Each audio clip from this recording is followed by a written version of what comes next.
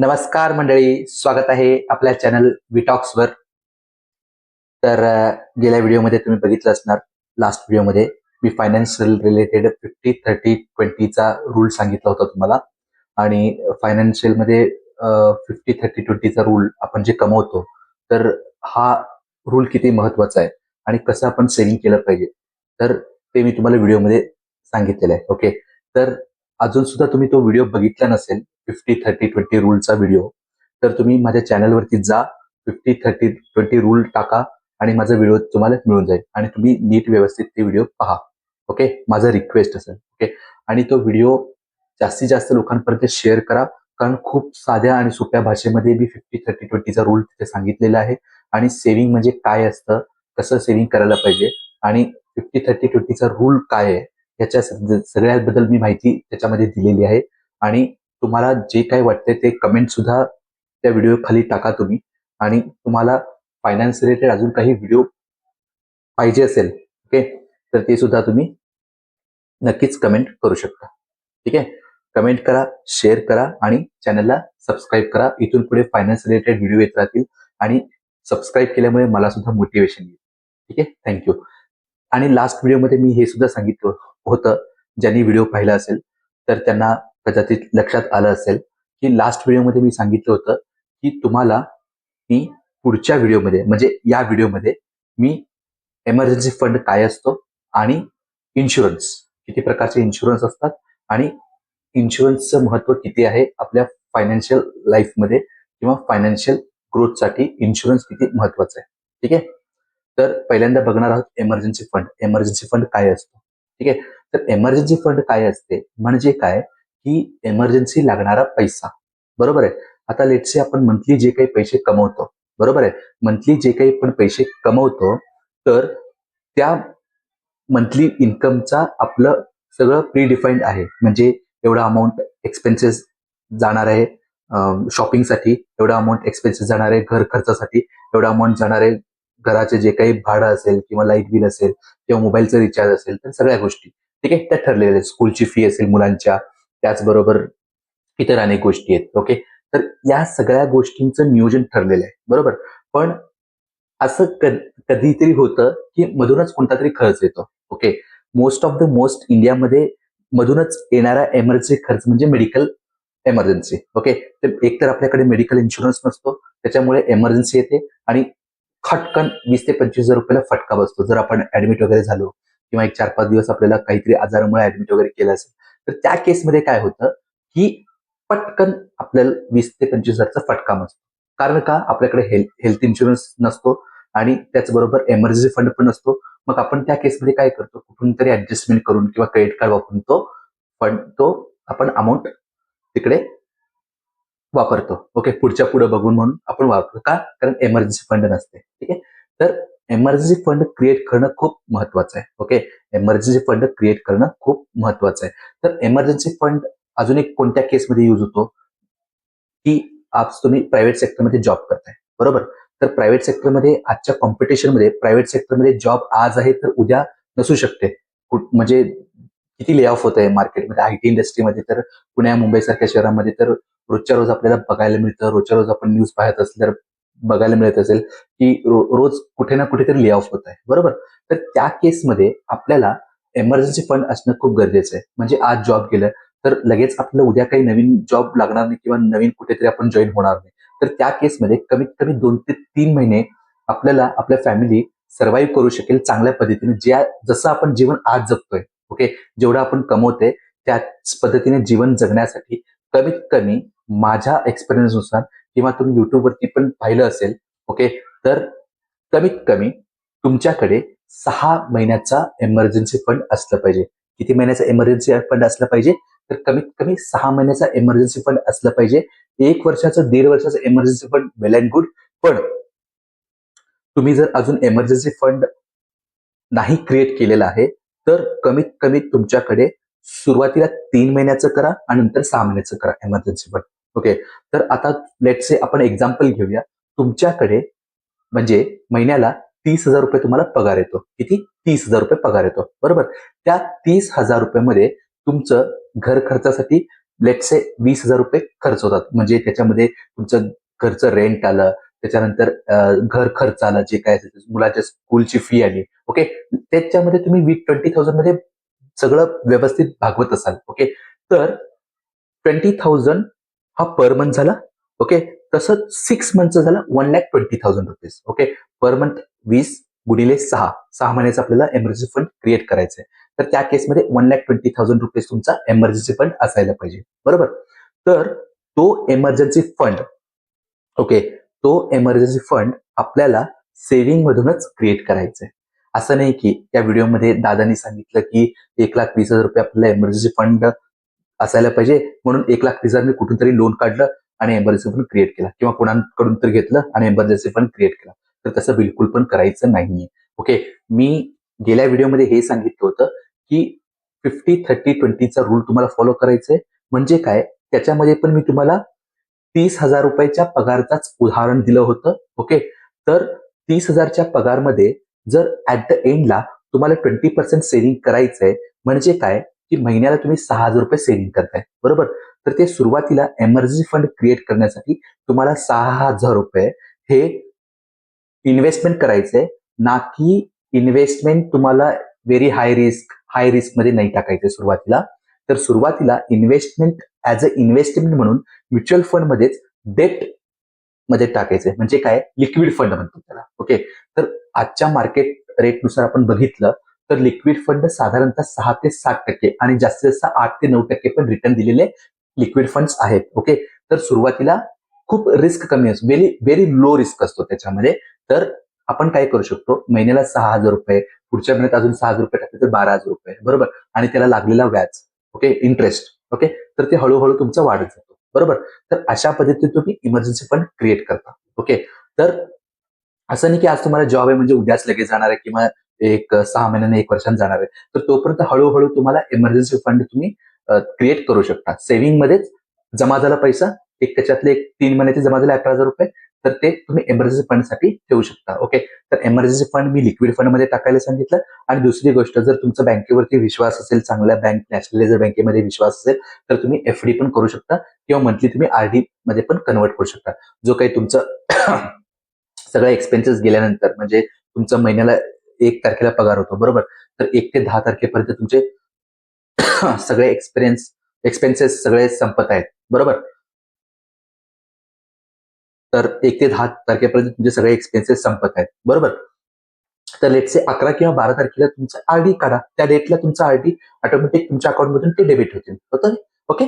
तर अशा पद्धतीने तुम्ही हळूहळू एमर्जन्सी फंड क्रिएट करू शकता.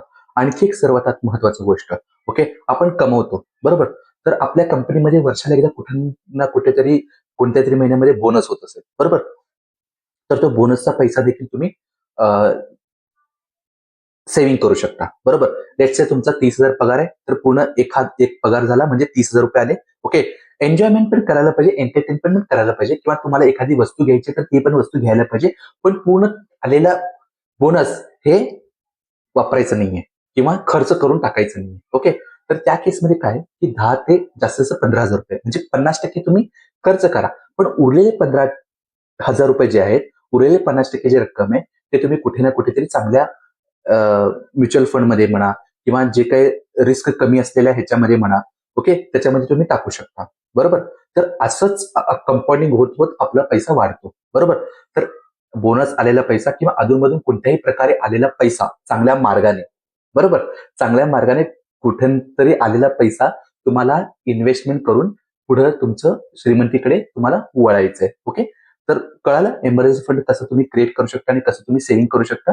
तर सुरुवातीला एक 6 महिन्याचा इमर्जन्सी फंड एकदा क्रिएट केला तुम्ही 1,20,000 रुपये, बघा तुमचा कॉन्फिडन्स किती वाढतो, बरोबर. आणि सर्वात महत्वाचं काय आहे, की देव न जाऊ, तुमचं जॉब न जाऊ, पण तुम्हाला जिथे जॉब करता सध्याला, तिथे जर तुम्हाला कंटाळा आला, किंवा तिथं जर तुम्हाला एखाद्या प्रेशरमुळे जॉब सोडायचंय, ओके. पण आपण काय करतो की आज जॉब सोडलो, बरोबर. तर माझ्याकडे उदरनिर्वाह कसा येईल माझ्या फॅमिलीचा, आज पगार आला तर उद्या माझं घर चालणार आहे, किंवा आज पगार झाला तर आज माझं घर चालणार आहे, अशी परिस्थिती आहे. म्हणून आपण काय करतो, चलो शिव्या खाऊन तर खाऊन आपण आपण आपला जॉब करू, तरच आपल्याला पैसा येणार आहे, बरोबर. तर त्या केसमध्ये जर तुमच्याकडे एक चांगला बल्क अमाऊंट मधला इमर्जन्सी फंड असेल, ओके, तर तुम्ही थोडं का होईना रिस्क घेऊ शकता. 101% रिस्क घेऊ शकता. काय, जॉब सोडून चांगलं व्यवस्थित एक 15 दिवस तुम्ही गॅप घेतलात, रेस्ट वगैरे केलं आणि चांगला विचार केला की मला पुढे काय करायचंय, तर तुम्ही व्यवस्थित निर्णय घेऊन तुम्ही पुढच्या जॉबकडे वळू शकता किंवा तुम्हाला पुढे काय डिसिजन घ्यायचंय, काय निर्णय घ्यायचे ते तुम्ही ठरवू शकता. तर हा एक चांगल्या प्रकारचा कॉन्फिडन्स तुम्हाला येतो फक्त एमर्जन्सी फंड तुमच्याकडे असल्यामुळे. ओके, एमर्जन्सी फंड तुमच्याकडे असल्यामुळे. ठीक आहे. आता कळालं तुम्हाला एमर्जन्सी फंड. ओके, जर तुमच्याकडे एमर्जन्सी फंड आहे का, ओके, असेल तर कमेंटमध्ये येस लिहा, नसेल तर नियोजन कसं कराल ते तुम्ही कमेंटमध्ये सांगा. ओके, व्हिडिओला पॉज करा आणि कमेंटमध्ये लिहा. ओके, आणि व्हिडिओ जास्तीत जास्त लोकांपर्यंत शेअर करा आणि चॅनलला फर्स्ट टाइम आला असेल, फर्स्ट टाइम बघत असाल तर प्लीज सबस्क्राईब करा. ओके, तर वळूया आता इन्शुरन्सकडे. ठीक आहे, तर इन्शुरन्स हे 2 प्रकारचे असतात. एक आहे टर्म इन्शुरन्स आणि दुसरा आहे medical insurance. Okay, life insurance वगैरे आहेत ते LIC वगैरे, पण त्याच्या भानगडीत कधी पडायचं नाहीये. ठीक आहे, LIC खूप लोक सांगतात LIC काढा, LIC काढा, LIC काढा, पण LICचे रिटर्न ऑफ म्हणजे जे काही रिटर्न्स आहेत फ्युचरमध्ये ते 6 ते 7% रिटर्न आहेत. म्हणजे ऑन एन ऍव्हरेज आपण 8 ते 9% ते सांगतात, पण एजंटचे चार्जेस वगैरे सगळं जाऊन 6 ते 7% रिटर्न येतात तुम्हाला भविष्यामध्ये आणि ते इन्फ्लेशनला पण बीट करत नाहीत. इन्फ्लेशन म्हणजे महागाईला पण बीट करत नाही. बरोबर, महागाई म्हणजे काय, इन्फ्लेशन म्हणजे काय, की आज एखादी वस्तू 100 रुपयाची आहे, बरोबर, आणि दरवर्षी इन्फ्लेशन 6 ते 7% वाढत आहे, बरोबर, तर ती 100 रुपयाची वस्तू पुढच्या वर्षी तुम्हाला 106 ते 107 रुपयाला मिळणार. तर ते असतं इन्फ्लेशन. ओके, महागाई. ठीक आहे, मग पुढे जाऊन भविष्यामध्ये तुम्हाला जो काही पैसा मिळणार आहे, जर तो 6 ते 7% रिटर्न देणार असेल LIC वगैरे, तर काही उपयोग नाहीये. बरोबर, कारण जो काही तुमचं रिटर्न मिळणार आहे तो इन्फ्लेशनला बरोबर होणार आहे. बरोबर आहे. जर तुम्हाला भविष्यामध्ये 10 लाख रुपये मिळणार असेल, आज तुम्ही जे काही LIC काढलात आणि वर्षाला तुम्हाला LIC दरमहा 3,000 रुपये प्रमाणे वर्षाचे 36,000 रुपये 10 वर्ष भरायचे आणि 5 वर्ष वेटिंग करायचंय. याचं एक साधं उदाहरण घेतो तुम्हाला, आणि तेव्हा जाऊन तुम्हाला एक 10 ते 15 लाख रुपये मिळणार आहेत. पण त्या 10 वर्षांनी किंवा 15 वर्षांनी जे तुम्हाला 10 ते 15 लाख रुपये मिळणार आहेत, तर त्यावेळेला ते 10 ते 15 लाख रुपये इक्वलच असणार आहे. बरोबर, तर ते इन्फ्लेशनला बीट करत नाही. इन्फ्लेशनला बीट करणं म्हणजे काय, की इन्फ्लेशनच्या डबल रिटर्न तुम्हाला मिळायला पाहिजे. म्हणजे काय, कमीत कमी 12% तुम्हाला रिटर्न भेटलं तर इन्फ्लेशनच्या 6% तुम्ही पुढे आहात. म्हणजे पुढचं वर्ष तुम्ही आरामशीर काढू शकता. ओके, एवढं सिंपल आणि सोपं आहे. बरोबर, आणि मजा येते तुम्हाला. ठीक आहे, तर हा झाला तुमचा LIC, लाईफ इन्शुरन्स, ज्याच्याकडे आपल्याला जायचं नाही. बरोबर, दुसरी गोष्ट एमर्जन्सी फंड बद्दल मी तुम्हाला एक्सप्लेन केलेलं आहे. ओके, कॉन्फिडन्स आला तुम्हाला, मजा आली तुम्हाला. आता इन्शुरन्स बद्दल असं सांगणार आहे ना, की तुम्हाला अजून कॉन्फिडन्स वाढेल आणि निर्णय घ्यायला एकदम सोपं जाईल. बरोबर, जसं मगाशी मी सांगितलं 2 प्रकारचे इन्शुरन्स असतात. ओके, एक आहे टर्म इन्शुरन्स, दुसरा आहे मेडिकल इन्शुरन्स. बरोबर, जसं मी तुम्हाला सुरुवातीला म्हटलं की इंडियामध्ये जर आपण बघायला गेलो तर जास्तीत जास्त जास्तीत जास्त ओके एमर्जन्सी येणारा कारण म्हणजे एमर्जन्सी येते ते म्हणजे मेडिकल एमर्जन्सी.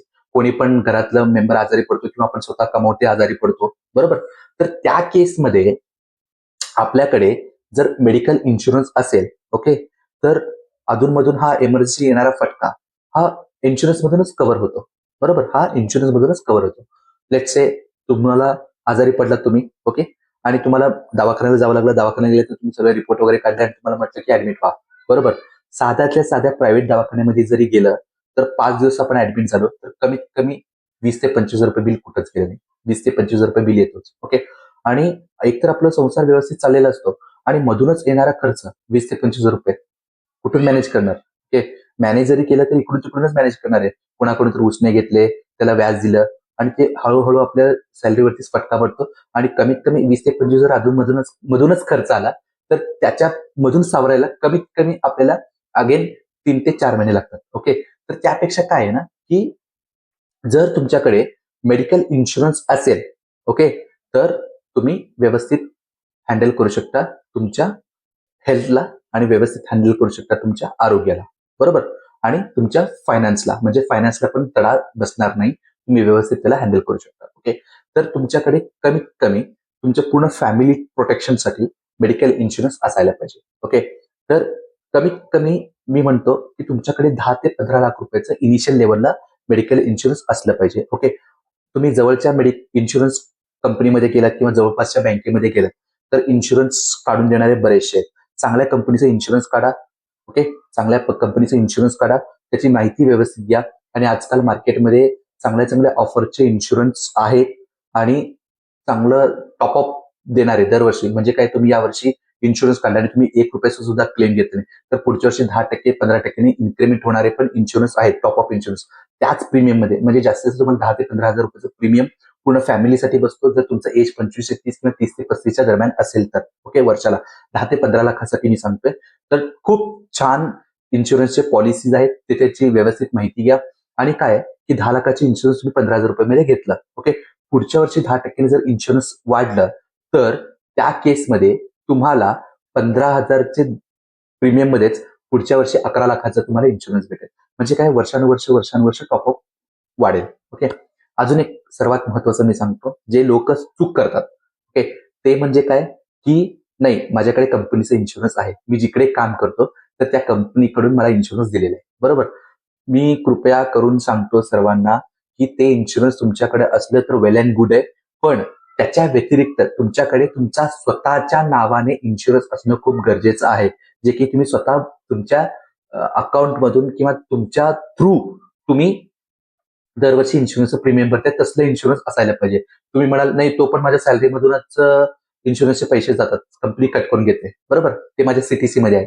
तर तसं नाही, तुमचं वैयक्तिक इन्शुरन्स असायला पाहिजे. याचं कारण असं की यदा कदाचित तुम्ही उद्या जॉब सोडलात, बरोबर, दुसऱ्या जॉबला जाण्यासाठी कमीत कमी तुमचं 2-3 महिन्याचं टाइम पिरियड असणार आहे, किंवा दुसऱ्या कंपनीचं जॉईन झालं लगेचच आणि दुसऱ्या कंपनीचं इश्यू होण्यासाठी, मेडिकल इन्शुरन्स जो आहे तो इश्यू होण्यासाठी हा 2 ते 3 महिन्याचा कालावधी लागणार आहे आणि लागू पण शकतो, होतं असं. तर त्या केसमध्ये तुम्हाला जर मेडिकल इमर्जन्सी आली तर तुमच्या खिशातूनच पैसे जाणार आहेत. ओके. आणि दुसरं महत्वाचं गोष्ट काय, जसं मी तुम्हाला सांगितलं टॉपअप वगैरे. ओके. जेवढा तुम्ही उशिरानं इन्शुरन्स काढाल, ओके, तेवढं तुम्हाला म्हणजे तुम्हाला बेनिफिट कमी भेटणार आहेत आणि लेट काढल्यामुळे प्रीमियम, वय वाढल्यामुळे प्रीमियम पण वाढत जाणार आहे. म्हणून जेवढ्या स्मॉल एज मध्ये तुम्ही इन्शुरन्स काढाल तेवढं तुमचं बेनिफिट जास्त होणार आहे. ओके. कळालं. ओके. कमीत कमी 10 ते 15 लाखाचं इन्शुरन्स तुमच्याकडे असलं पाहिजे आणि त्याचे प्रीमियम 10 ते 15 हजार रुपयेच असतो, तर ते मेडिकल इन्शुरन्स काढायला पाहिजे. ओके. दुसरं आहे टर्म इन्शुरन्स. ओके. म्हणजे काय, लाईफला प्रोटेक्शन. ओके. आज तुम्ही तुमच्या घरामध्ये कमावते आहात, बरोबर, तुम्ही कमावते आहात आणि लाईफला प्रोटेक्शन पाहिजे. म्हणजे काय की तुम्ही कमावते आहात आणि तुमच्यावरती डिपेंडेंट आहेत 3 ते 4 लोक, बरोबर. उद्या यदा देव जाणार, यदा कदाचित तुम्ही काही तुमच्या सोबत वाईट घडलं आणि तुम्ही एक्सपायर झालात, बरोबर, तर लाईफला म्हणजे तुमच्या फॅमिलीला प्रोटेक्शन देण्यासाठी टर्म इन्शुरन्स आहे. ओके.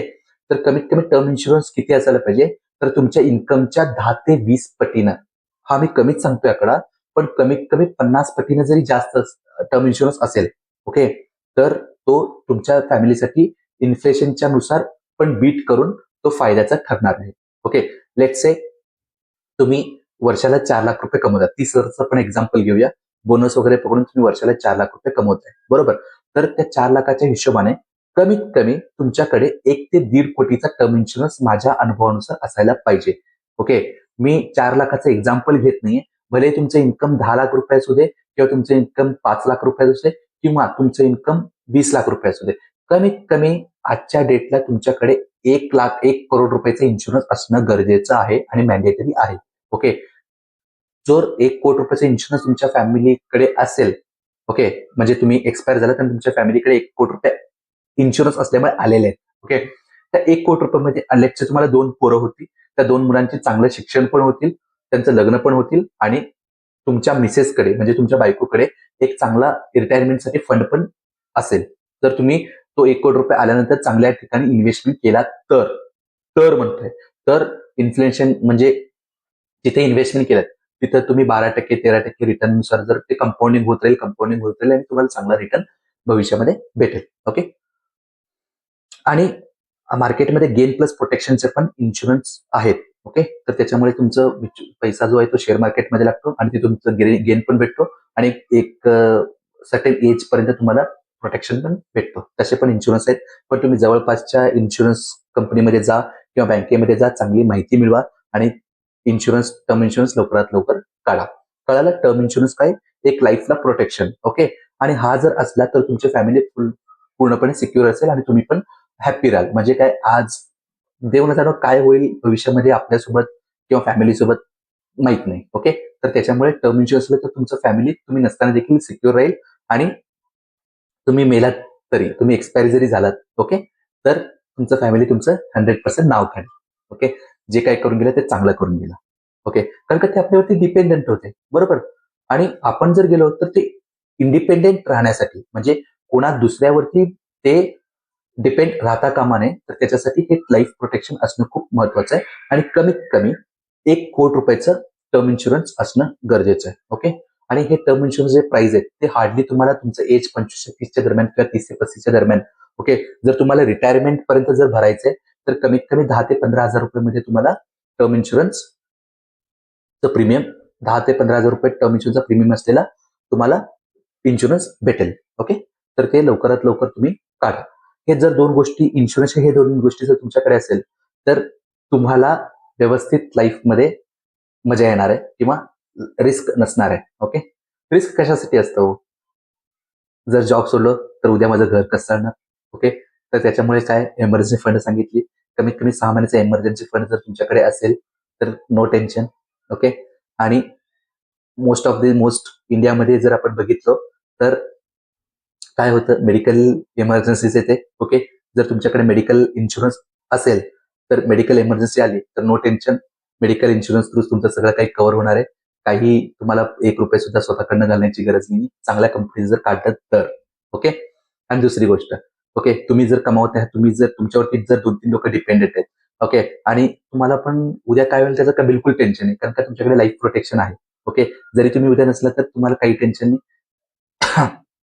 बँक ज्या कंपनीमध्ये तुम्ही इन्शुरन्स काढले तो बँक तुमच्या फॅमिलीला अमाऊंट देणार आहे. जो काही तुमचा टर्म इन्शुरन्सचा अमाऊंट होता, ओके, तो amount as it is bank तुम्हाला टॅक्स फ्री आहे. टॅक्स फ्री अमाऊंट तुम्हाला बँक देणार आहे. No tension. या 3 गोष्टी जर तुमच्याकडे असल्यात तर लाईफ तुमचं व्यवस्थित होणार आहे, छान होणार आहे आणि एकदम हॅपीली तुम्ही राहता. ओके. आज आपलं बायकोसोबत भांडण का होतं हो घरामध्ये? ओके. आपण म्हणजे मोस्ट ऑफ दी पैशांमुळेच होतं. ओके. आणि पैशाचं नियोजन जर आपण व्यवस्थित केलं, ओके, रिलेशन म्हणा किंवा तुमच्या मुलांसोबत जे भांडण होतील, बरोबर, ते पैशांमुळेच होतं. ओके. मोस्ट ऑफ दी पैसे नाही दिले, पैसेच नाहीत माझ्याकडे किंवा मी कसं करू मॅनेज. ओके. जर जर तुम्ही व्यवस्थित निर्णय घेतला, 2 प्रकारचे इन्शुरन्स काढले आणि त्याचबरोबर दुसरी गोष्ट काय, इमर्जन्सी फंड क्रिएट केलं. ओके. एक डोक्यातनं ताण जातो, टेन्शन जातो आणि तुम्ही हळूहळू जसं सेव्हिंग करता, बरोबर, जसं सेव्हिंग करायला चालू होता ना, तर त्याच्यामध्ये तुमचा जो गेन बघता तुम्ही, कधी ना कधी ज्या ऍप्लिकेशनमध्ये तुम्ही इन्व्हेस्टमेंट चालू केले त्या ऍप्लिकेशन बघितलं, हा बाबा आज गेन झालेलं आहे व्यवस्थित. ओके. तर तुम्ही अदर इन्कम सोर्सेस पण हुडकायला चालू करता. ते माझ्या बाबतीत झालेलं आहे. ओके. तर अदर इन्कम सोर्सेस मधून जो काही तुम्ही एक्स्ट्रा जे काही कमवता, ओके, ते सुद्धा तुम्ही इन्व्हेस्टमेंट करायला चालू करता आणि ऑटोमॅटिक तुम्ही श्रीमंतीकडे वळत जाता. ओके. ऑटोमॅटिक श्रीमंतीकडे वळत जाता आणि हळूहळू तुम्हाला इन्कम सोर्सेस सापडत जातात आणि एक पॉझिटिव्ह वेनं तुम्ही त्याच्याकडे बघायला जाता आणि हळूहळू तुम्ही ग्रोथ करत जाता. ओके. तर या गोष्टी आहेत, खूप इम्पॉर्टंट आहे, सोपं आहे. ओके. तुम्ही म्हणाल की माझा पगार वाढल्यावरती बघू, पुढच्या वर्षी बघू, मी कंपनी स्विच केल्यावरती बघू. नाही. तुमच्याकडे जर मंथ एंडला जरी 20% जरी उरत नसतील, 10%च उरत असेल किंवा 5%च उरत असेल, तर ते तुम्ही इन्व्हेस्टमेंटला चालू करा. सुरुवातीला व्हेरी लो रिस्क, मग मीडियम रिस्क, मग हाय रिस्ककडे हळूहळू वाटचाल करा. ओके. तुम्हाला एमर्जन्सी फंड क्रिएट करण्यासाठी सुरुवातीला व्हेरी लो रिस्क मध्येच टाकायचे, जसं की लिक्विड फंडमध्ये. ओके. मग हळूहळू लिक्विड फंड एकदा इमर्जन्सी फंड क्रिएट झालं, त्याचं एफडी वगैरे केलं चांगलं किंवा लिक्विड फंडमध्ये तिथल्या तिथंच ठेवलं तरी काही प्रॉब्लेम नाही. ओके. तर इमर्जन्सी फंड क्रिएट केलं, मग हळूहळू मिडियम रिस्क मध्ये या, flexi cap, multi cap, multi asset वगैरे ह्याच्यामध्ये टाका. मग हळूहळू स्मॉल कॅपमध्ये लॉंग टर्म साठी जर तुमचा विचार असेल तर स्मॉल कॅपमध्ये वळा. ओके. आणि दरवर्षी स्टेप अप एसआयपी करा. ओके. म्युच्युअल फंडमध्ये जो मी टाकत असाल, इन्व्हेस्टमेंटमध्ये म्युच्युअल फंड हा प्रकार असतो. मी नेक्स्ट व्हिडिओमध्ये म्युच्युअल फंड काय असतो काय नाही त्याच्याबद्दल पण सविस्तर माहिती तुम्हाला देईल, एकदम साध्या भाषेमध्ये आणि सोप्या भाषेमध्ये, साध्या पद्धतीने तुम्हाला डोक्यात जाईल, शिरेल अशा पद्धतीने मी तुम्हाला एक्सप्लेन करेन. ओके. तर म्युच्युअल फंड काय असतो, कसं असतो, कोणत्या प्रकारचे म्युच्युअल फंड असतो ते सगळं सांगेन. ओके.